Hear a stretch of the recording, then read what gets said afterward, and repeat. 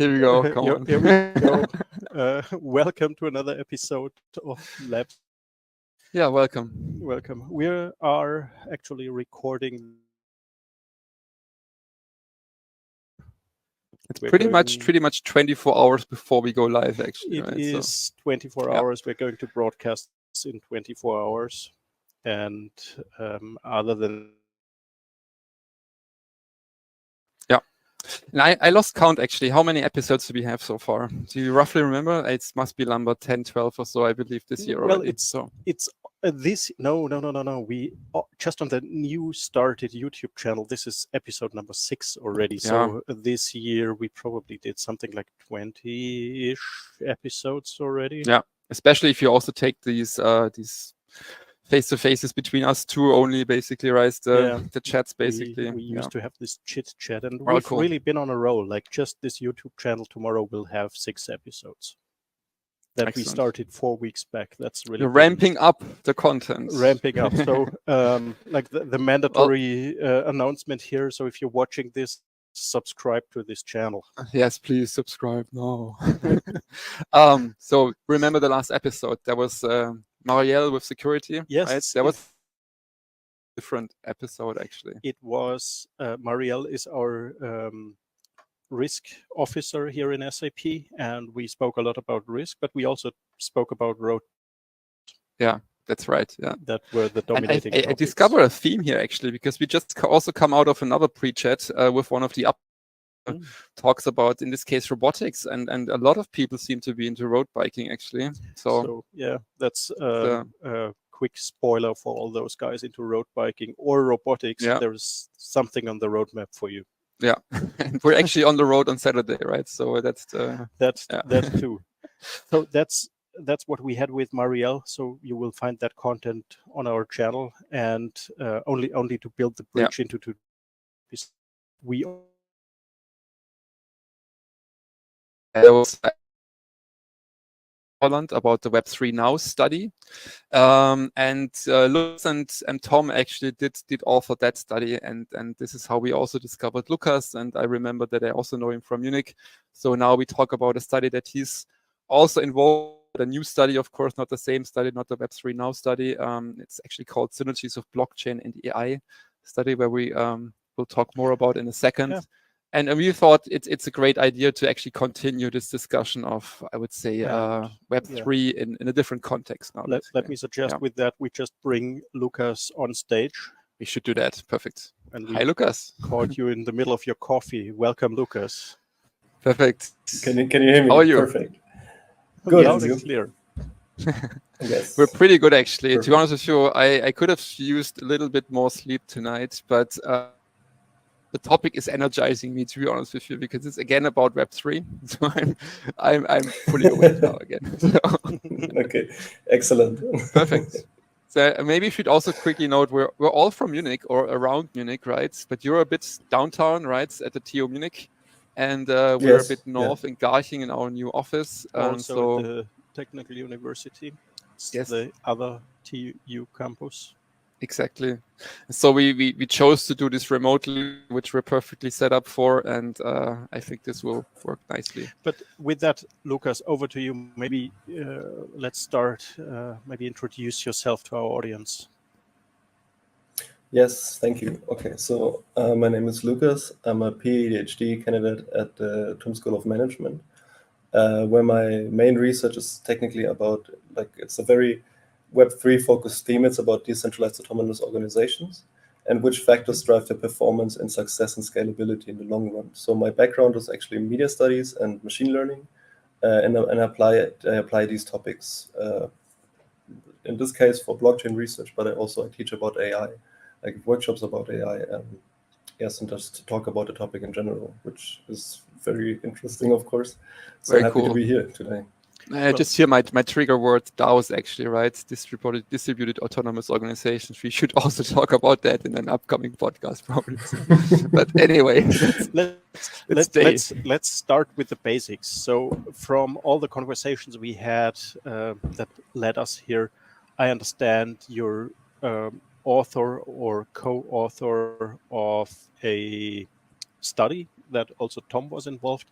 here on my notes, I took down the title, it's Synergies of Blockchain and AI. And Exactly. maybe we start and Yeah, maybe you can just start with a very quick overview and actually where to get this study. And I think it was with the Konrad Adenauer Stiftung, right? Which is it's a political organization that was funding you, I guess, for this study. So can you tell us a bit more about that actually? Yes, of course. So the Konrad Adenauer Foundation has this great program which is called the Konrad Adenauer Foundation Innovation Series, where they fund independent researchers like us to inform on a topic. So this is not bound to the program of the foundation per se, which also like works to be politically independent. But it's really like we were tasked to figure out what are the best use cases when you combine blockchain and AI. And like what we found is that the best use cases you can actually use it for is like for mutual synergies, and to really scale both technologies, which if you think it entirely through means that you create a completely new form of platform, namely decentralized platform infrastructures, and they result in open data markets, which means like agents or like participants on in Europe, for example, which means smaller or larger companies or individuals can actually partake in data sharing or data training or machine learning like practices, distributed machine learning practices, while being monetized and while keeping their data safe. And what this means, we illustrate in hopefully sufficient detail in this report. But it's, I mean, it's also something we're going to talk about just now. Yeah, wow. So, I mean, there were a lot of acronyms in this this short amount of time. So I think we have to start slowly. And I guess a good way to start, also based on our discussions in the pre-chat, would be to talk about federated AI, right? So this is one of the key components of the study, is to kind of introduce federated AI and then later pair it with blockchain. But what does federated AI itself mean, basically? What is the benefits of federated AI? Okay. Okay, that's like a very good question. Because there's lots to unpack, I'm gonna try and not unpack all of it. But it starts with the fact that yet there is no, at least to my knowledge, there's not yet one definition of federated AI is, or the term has different meanings. Sometimes they call it decentralized AI, sometimes it's distributed AI, sometimes it's federated AI, and so on and so forth. The reason is that the technology behind it are all very similar, but they like it's then a question of how do you interpret what they actually do. So in order to understand what that means, we have to go back to actually the technology that runs general federated training systems, or federated AI, which is federated learning. And federated learning was originally developed by Google between the years 2016 and 2017, the publications from 2017. Which solves two specific problems at Google. Namely, one is they had so much data they couldn't store it any longer on a single server. It was just too much, and they were still training of course, like trying to train machine learning algorithms, which means the training data, like a way needed to be found in order to combine training data from different sources into training one local or global machine learning model. At the same time, there was lots of data available on edge devices, which means mobile phones, and which also included user data. But for example, a lot of this is bound to user privacy restrictions. Like you can't just take the data from users' phones and store them locally in your server. It would just be massive. Breach of privacy, not basically. Great. Yeah, exactly. Thank you. But still, for example, in your phone, technologies exist today which we use all the time, like the keyboard prediction algorithm, where you enter like a few letters and then the next thing is a word suggested.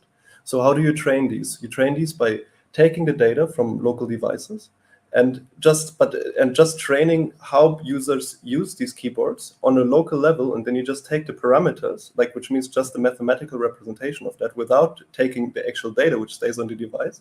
And you send it to the Google server, which uses them to train a global model, which combines all the keyboard data from different users in order to understand how a word's been used, how a sentence has been used, and like how do this all combine in order to create the best prediction. So this is federated learning in a nutshell.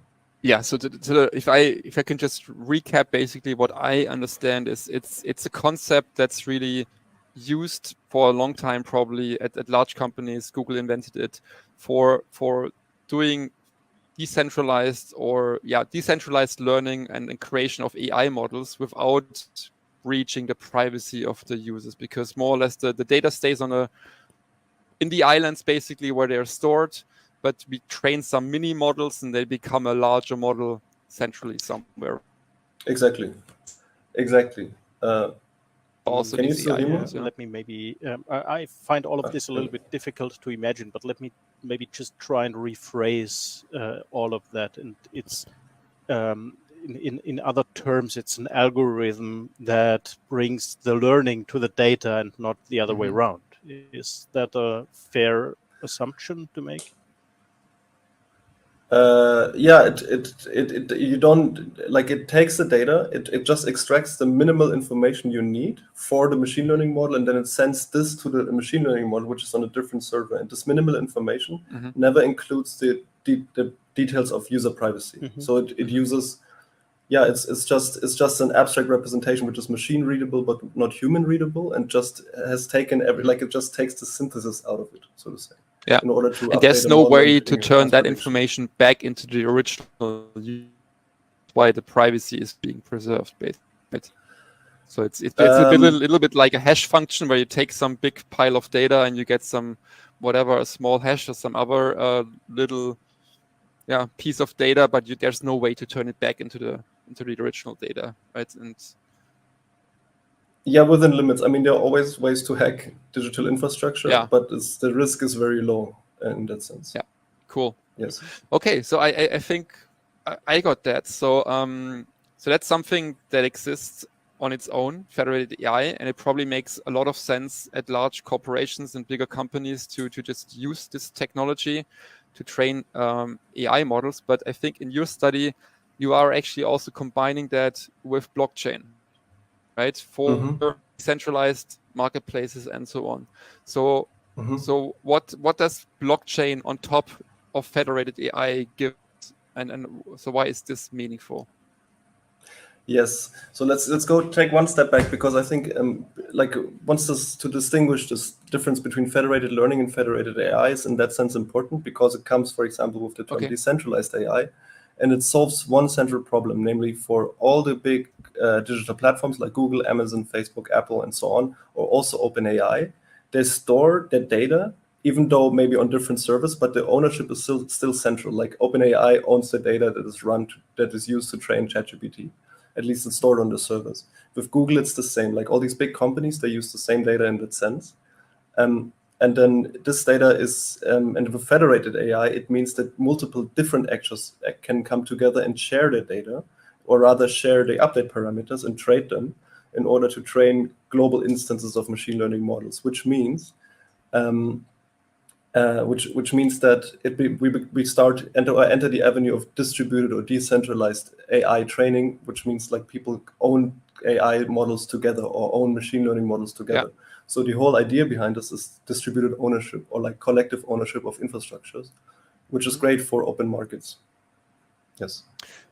Yeah, so at this point, we could have multiple companies contributing to, let's say, one general AI model, for example, right? So let's make it practical, right? There could be BMW and Mercedes working together on an AI model that makes sense to them, and neither of them would have to share the private data that they used to actually put into the training, right?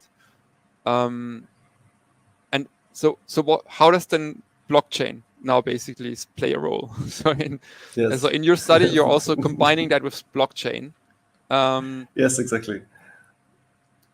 Okay. So what blockchain does is, blockchain. The great thing about blockchain is it's an immutable ledger to store data, and to make sure that whoever owns the data, or who is the origin of data, can, to a certain extent, be extremely accurately tracked, and this can't be modified. So, for example, if BMW and Mercedes would work together, they would have different hashes on the blockchain which denote the ownership of their data, or in the case of federated AI, the ownership of the update parameters that they use in order to train a global instance which they both share.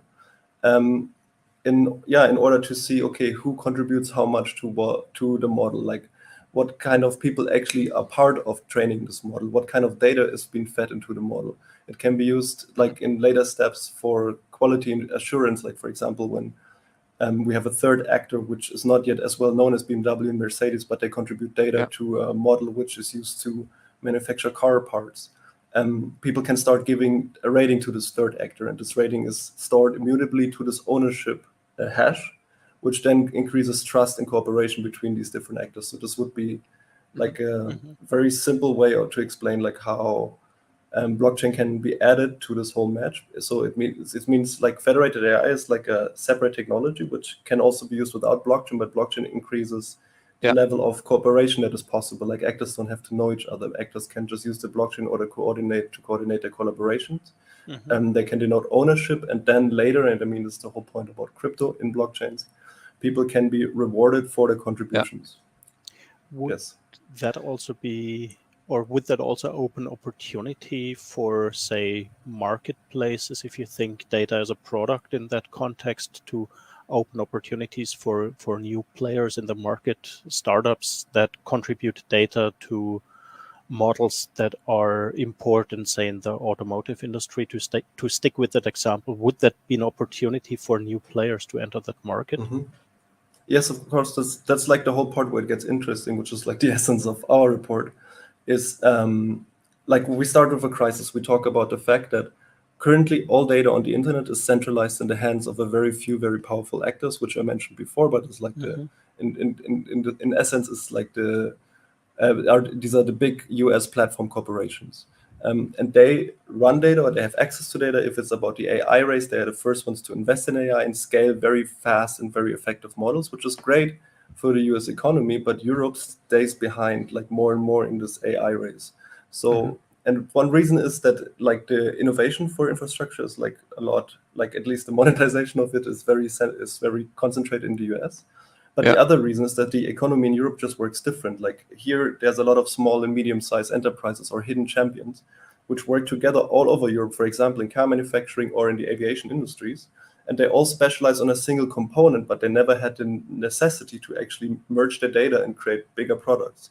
So, but if that would happen with the infrastructure we just described, you can, for example, use let's go back to the car industry. You could, for example, do component matching in order to see what kind of car parts actually work together for new models, or like what is actually missing. Or like if you were the central car inspection, you could test, okay, which kind of wheels break down all the time, in order to provide regulations to improve them, or in order to give guidelines to manufacturers on how to improve their wheels.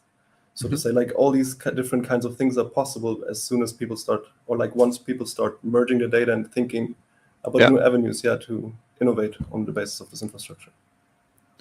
Yeah, so if I understood it correctly now, I need to recap this one more time, basically, that the blockchain part actually creates the ownership, which in the end basically makes sure that someone who contributed, let's say, 2 terabytes of data can actually be rewarded, right? So if Audi and Mercedes start using that data or that model, then there would be some agreement that says, hey, by the percentage you put into this model, basically you will be rewarded, or you will have a price rebate or something like that, right? So there could be some commercial construct, I would say, commercial business model basically around these business models when you want to use them at some point, and those who put in the data, they would be rewarded, which is very smart, actually. Very cool. Yes. Shall we break this down into a simple case study? I think the automobile industry is an intense start. I'm really curious to go even more and break that down a little bit. That's a big chunk to digest. Let's break it down a little bit. Yeah. Okay, good. I think the best example, which has been used already today, is weather, because we and this is already an old thing, and people are actually not getting rewards for that, but it's just such a great way to show how data from different sources can come together in order to create a better understanding of the big picture. So, for example, in the US, there is a network of it's called the Citizen Weather Observer Program, and it's a network of hobbyists which work together across more than 7,000 stations. And also, which are all locally, it can be on your house, just a sensor or whatever, which tracks what is the current weather in Minnesota, and then somebody else is in California and tracks the weather there. And because there's so many different stations and they're all distributed across the US, it's very easy to track how does the weather change during a given day in a certain region, and how does this actually affect the entire pattern. So all this data is then being put together, put under quality control, and ultimately used by very large US institutions, like, for example, the National Weather Service or the NASA, which then use like this data, for example, to plan their rocket launches or whatever, because it's very reliable.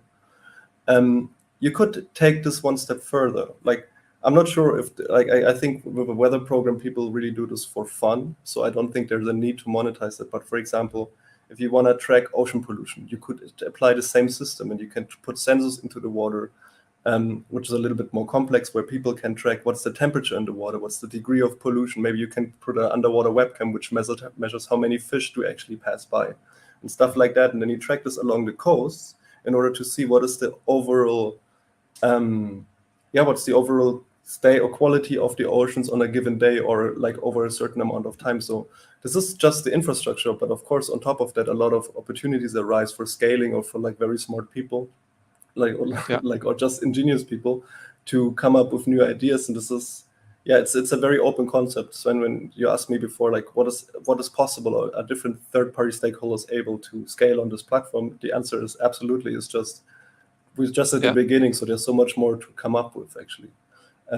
Or another very simple, or a little bit more complex example, which would be the next step, is like OpenAI had a lot of copyright law issues, because, for example, they were set to index all the content of the New York Times, or the Writers Guild or Screenwriters Guild in the US. They were suing OpenAI because they claimed it used their text, or it used the text of other artists, in order to train their image generation models or their text generation models. So like, there's a lot of copyright issues involved in this. With this technology, you could either start, like, taking, as an artist, you could start indexing your text and uploading it into a shared marketplace, so people can actually pay you for using it in order to train their models. Or if you, like an actor, like a large library, and you have a lot of text for old sources, and you want to facilitate research with this, you could index the entire library, so people can start like seeing like how, like, the full text of the entire library, so people can start working with your text data in order to see what are certain trends in literature for a certain genre over time. Or like, it totally depends. You could also train, again, machine learning models with it, but at the same time monetize the originator of the data for the training you do. So it contributes to more fair access to AI, but at the same time, like, a more fair compensation for actually creating these large models. This would be a second example, which is also done as a pilot by the State Library of Berlin, which we can add a link later if that's. So wherever it makes sense to basically collect data in a decentralized fashion, basically also in a kind of user distributed or user generated fashion, and then also have a mechanism to reward people, this would actually make sense, right? Very cool. Yes. Yeah, it makes sense for everything where AI can be used, which is almost everywhere nowadays. But where ownership should be more distributed, or should be more fair. Like, if you're a small company and you would like to use AI, but you don't want to give your data to OpenAI, maybe it makes sense to start working together with other companies in like an open market infrastructure, in order to start collaboratively training data models for your own purposes, or for your business purposes, or for your manufacturing purposes, or whatsoever. Like, there's lots of different use cases for application, which we also discussed in the report. But if I go in more detail, like, I think we're running out of time. I think we should actually come to the next step. And in our pre-chat, we said we also want to talk about how would a company actually onboard into this technology, which I find super interesting, because the study, of course, is relatively theoretical, I would say, right? It's not discussing the code basically that a company needs to implement or something like that to get started. But and it's a very complex topic, I believe, right? Creating a decentralized marketplace for data and training AI models and rewarding people based on their ownership of data, blah, blah. It is relatively complex. So what's available here right now for, let's say, small, medium enterprises to actually get started? And I know we discussed a few options. Let's name them. How would a company get started? Okay. So, for example, if you're a small or medium enterprise and your use case is, for example, manufacturing, or you want to improve the quality assurance of your production pipeline or something, there are multiple steps you would need to consider in order to implement a decentralized or federated AI system, or generally a federated learning system. And I think the most important part here is to actually understand that data is not any longer just a byproduct, but data in itself has become a product. So it's extremely relevant to start thinking about data as something that can actually be monetized. And the cool part about it is it doesn't get monetized once, but you can repurpose it all the time. Like data is one of the resources we have which actually multiplies the more you have, and just creates more and more new use cases. So the metaphor, or like also the technical term to think about, the infrastructure you would have to create is a data mesh, which is a decentralized system for data storage and retrieval, but also already on a very local scale. That means if former best practices would tell you that it's very important to have a centralized unit of data engineers or data teams, it would make more sense to actually think about how can I collect data per department and put it into a data infrastructure that then can be locally updated by each team, but at the same time sent to some central server depending on what my use cases are. So like in general, this architecture is a little bit more complex, but it has the advantage that if you change something on the big picture, you don't have to change all the parts. So it's a very modular thinking about how do I pipe my data together. I'm gonna write a blog about this because I feel like there's not enough on the internet yet, but there's still a lot to be discussed on this. So there will be more detail in this in the future. But like I think these points are very important. Like data is the product, and infrastructure becomes a core component of every future data strategy. And so whenever you want to implement a use case with AI, and it doesn't matter if it's a federated AI use case or like a general AI use case, it's important to keep this data in mind, this backend in mind, that it's about creating scalable data infrastructure, which is not controlled by a single team, but it can be distributed across departments. And then if you want to, And who's creating that? Does every company create that, or will there be some companies who will hopefully help us with that? Yeah, let's get to that. So there are, of course, service providers which are already building this infrastructure, which I'll let me name them at the end. I just think so let's go back to this data infrastructure system. So the thing is just to come up with very small use cases, like to catalog what data is available and to think about what are very simple use cases in order to scale or start collecting data. So like in the most companies which don't use AI, it's just a chatbot which collects customer service data or interacts with customers in order to understand how this how this area can be improved. Or what I said earlier when it's about manufacturing, like maybe there's some sensors you can put into your machines in order to better understand the process of manufacturing on a micro scale and get real-time data, which can be improved in the future. And then you just collect it and so on and so forth until you have an infrastructure which really looks like a mesh, uses and combines decentralized departments or decentralized sensors into one larger database. And then once you have this database, you can really think about, okay, what is the data I would like to share, or what is the data I really want to keep for myself because it's my company secret. But if there are some forms of data, which is often, I think, in manufacturing, because it's everybody has manufacturing machines and they know what are the standard errors with that. And I think several companies probably have the same issues in this area. And then it might be worthwhile to think about, okay, how can I start trading this data or sharing it with other companies? And like one big EU-funded initiative in order to do this is actually the Gaia X network, or more specifically the Pontus X network, which is spearheaded by like a Hamburg startup called Delta DAO, which allows companies. They also created like the State Library of Berlin use case, which I mentioned earlier, and they are really allowed to trade and share data on their infrastructure, and they're currently in scaling mode. It's a startup, so like it will go step by step, but there are some very interesting use cases already today, a few of which I mentioned briefly, but yeah, there's a lot more to explore. So if in the interest of time, I would encourage the listener to just really have a look at their website and see what else they're doing. Very cool. And of course, there's another, like Linux. The Linux Foundation is actually creating these federated learning infrastructure. Like it's just a code, it's not blockchain based, so it doesn't enable a market. But there are other providers out there which actually help to scale this infrastructure. Fetch AI is also one of these in the very close or like very specifically blockchain Web3 sector, which allow these forms of collaboration to actually emerge. So it's a step-by-step process. Very cool. Which has data at its core and thinking about data as a new paradigm. You mentioned the blog post, so maybe you could just at some later point in time, once we've gone live, just mention that in the comments. I think that would be really interesting for people to read. And Yes, also these two companies, absolutely. right? There was Delta DAO, I believe, and Fetch AI. So definitely interesting to look at that. Wow. Oof. Lots and lots and Lots of stuff to Lots of explore, content. actually, right? aspects to consider. Now, we talked about the practical aspects and about the onboarding. Now, I took away there's a lot of stuff ongoing, and it's technology that's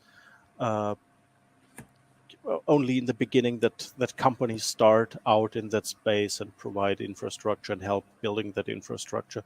But let's talk about the roadmap just for a few minutes towards the end of this episode. What is it that is going to come? I understand companies that have production or other data have incentives. It doesn't matter for those companies, and those companies have an incentive to participate in that ecosystem.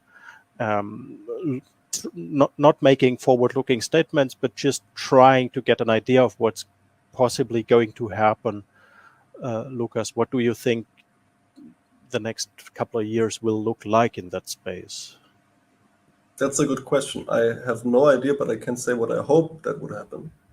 Fair enough, I because guess. there's a lot of moving components, of course, and but generally, like, this infrastructure is about finding a European way to deal with AI innovation, and it enables generally a completely different way of how infrastructure operates today, digital infrastructure, in the sense of that it allows cooperation and like the working together of former or like competition in the sense of usual market competitors in a new and very interesting and very innovative way, because what it would allow all participants in the network is to get a unique edge about everybody else who does not participate, because like there's just a lot of research out there like how big data improves your agility and you like a bit like your company's ability to go through crisis or to react faster to changes on the market. Now, if this would happen on a big scale in an economic zone like Europe would have completely new ways to innovate, to adapt, and to work with data, which are things we are very good at in the engineering aspect, but has not yet been put enough thought into how data can really be used as a core operating product in your company, and especially for like small and medium enterprises. This is a huge thing because I feel a lot of small and medium enterprises that I talk to, they feel overwhelmed by this coming AI technology and they don't know how to onboard. So if you would really start thinking about like this infrastructure and about how can we onboard all kinds of cooperation to work together on an open data market according to European values, which also includes like EU policy and data protection, data compliance, and so on and so forth. Then what I hope that would happen is that we create a completely new space for innovation between companies, or also between individuals who like to work with data and who like to create new terms of products and new terms of startups, which are unthinkable in other economic zones because they still work to centralize their data with very few actors and then not necessarily give them away. So like this is something which would be cool to happen. So, but I think in terms of roadmap, this is not going to happen. Maybe in 3 to 5 years, the earliest. I mean, there are a couple of complex things that need to come together, right? It's not just federated learning, but it's on top the blockchain, but then also companies who can quickly implement this for, let's say, all these thousands and millions of small, medium companies. It's a big step, but it's definitely a very cool concept idea. Let's keep the fingers crossed, I would say. Indeed, exciting times. Yeah, looking forward. Lukas, thank you so much for your time. There was thank really you for inviting me. Deep down, I believe, lots of new terms that people can actually look up on the internet and learn from, and we can put something in the comments, of course, to help expedite the learning, I would say. It was very, very cool, very interesting. I did a lot to talk to you. Thank you for your time. Same from me. Yes, thank you for being here. Thanks you for the thank you. insights.